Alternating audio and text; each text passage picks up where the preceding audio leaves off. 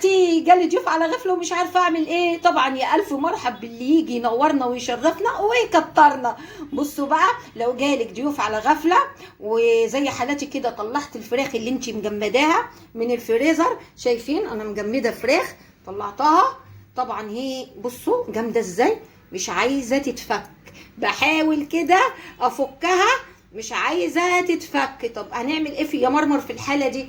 سهله خالص خالص خالص وبسيطه خالص خالص. حلها في 5 دقايق فراخك دي هتتفك وهتبقى بصي طازه اكنك جايباها كده من عند الفراخجي. بصي بقى تعالى اقولك هنعمل ايه مع بعض.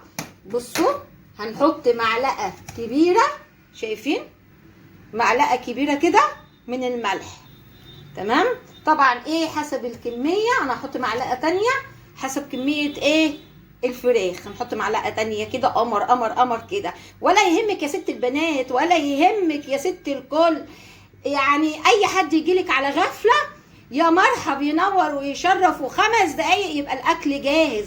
طب في حاله انت عايزه تعملي الاكل ومستعجله وعايزه تخلصيه على طول، برضو هتعملي العمله دي. بصوا بقى حطيت كده انا ايه معلقتين من الملح، تمام، في الميه اللي فيها ايه الفراخ المجمده دي. بصوا بصوا اهي، تمام. وهحط كمان شويه خل قمر كده، بصوا بصوا بصوا شويه خل كده ايه قمر قمر قمر كده.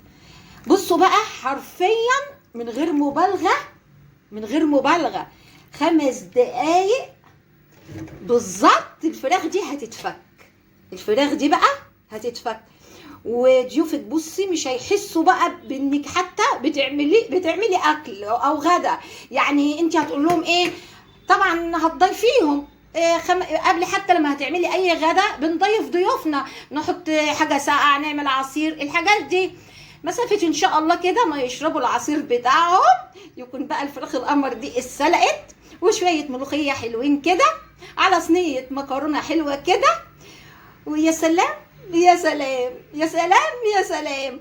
بصي بقى مهما يكون عندك اي حاجه مجمده عندك في الطيور او في اللحوم، زي ما انا قلت لك كده هتطلعيها، هتحطي زي ما انا حطيت كده معلقتين من الملح وشويه خل كده في حدود معلقتين 3 خل، و5 دقايق بالكتير هيكون الفراخ دي معاكي اتفكت، سواء بقى فراخ اي طيور، بط، حمام، لحمه، اي حاجه اي حاجه هتحط الخلطه دي هتتفك معاكي على طول. وبصي بقى في 5 دقايق هتبقى سلقه اللحمه بتاعتك او اي طيور عندك اكنك جايباها بالظبط من عند الفراخجي. والحل بسيط يا ست البنات ويا ست الحبايب. يا ريت بقى ما تنسوش اللايك والمتابعه والكومنت اللي بيفرحني. باي باي يا حبايب قلبي، باي باي.